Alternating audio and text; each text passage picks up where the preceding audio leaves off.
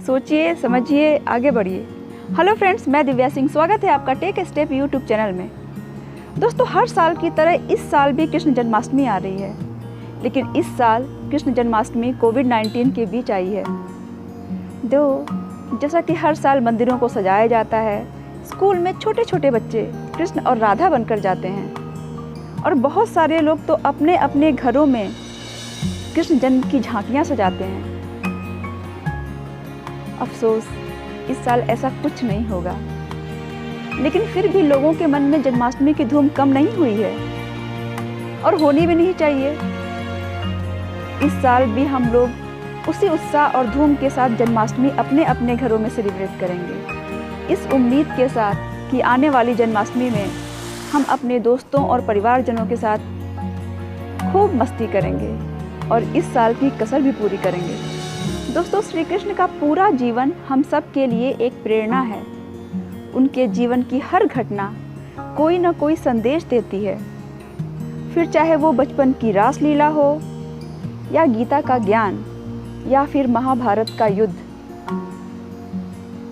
यूँ तो आप सब महाभारत की स्टोरी जानते होंगे, किताबों में पढ़ भी चुके हैं और इसके अलावा टीवी पर भी महाभारत देख चुके होंगे।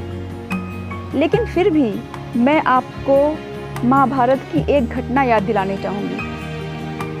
यकीन मानिए, ये घटना बहुत ही इंस्पायरिंग और मोटिवेट करने वाली है। लेकिन दोस्तों, इसे सिर्फ सुनकर छोड़ मत देना, क्योंकि इससे मिलने वाला मैसेज आपकी लाइफ बदल सकता है। दोस्तों, महाभारत के युद्ध शुरू होने से पहले भगवान श्री कृष्ण ने कौरव और पांडवों के सामने एक शर्त रखी कि एक तरफ उनकी पूरी सेना रहेगी और दूसरी तरफ श्री कृष्ण अकेले। और साथ ही उन्होंने ये भी प्रतिज्ञा की कि वे पूरे युद्ध के दौरान हथियार नहीं उठाएंगे। अब कौरव और पांडवों को इन दोनों में से कोई एक चुनना था। कौरवों ने भगवान कृष्ण की पूरी सेना चुनी और पांडवों ने श्री कृष्ण को।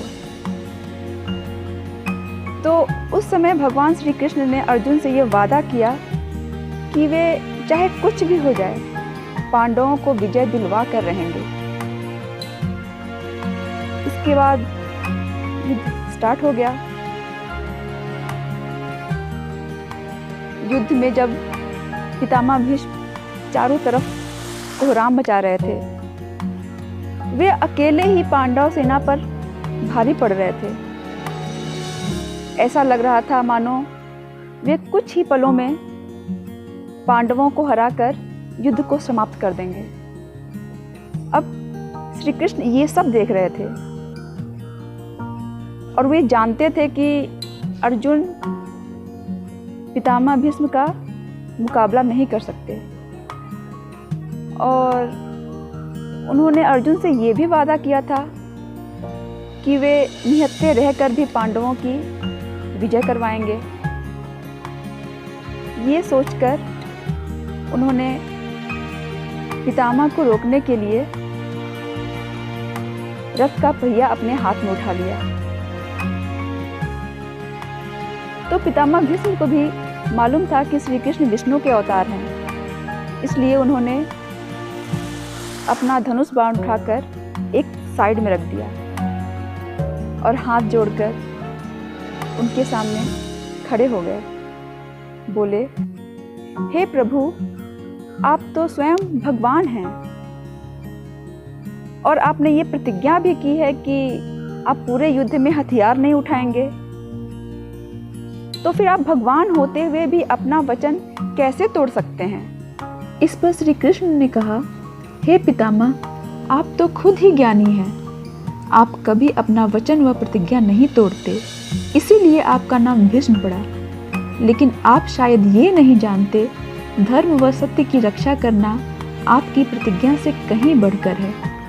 आप अपनी प्रतिज्ञा निभाने के चक्कर में अधर्म का साथ दे रहे हैं। पर याद रहे, जब जब दुनिया में धर्म का नाश होगा, तब तब मैं इस धरती पर अधर्म का नाश करने के लिए अवतार लेता रहूँगा।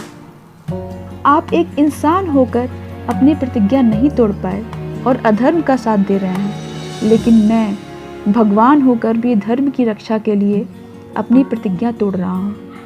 अगर मेरी किसी प्रतिज्ञा या वचन की वजह से धर्म और सत्य पर कोई भी आँच आती है तो मेरे लिए वो प्रतिज्ञा कोई मायने नहीं रखती, और मैं धर्म के लिए ऐसी हजारों प्रतिज्ञाएं तोड़ने के लिए तैयार हूँ।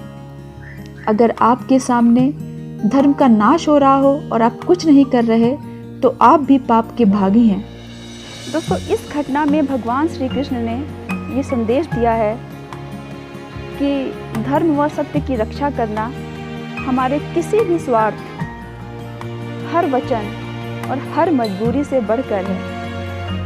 आज पूरी दुनिया में कोविड-19 जैसी मुसीबत ने कदम रखा है, जिसके सामने सारी टेक्नोलॉजी और रिसर्च फेल है।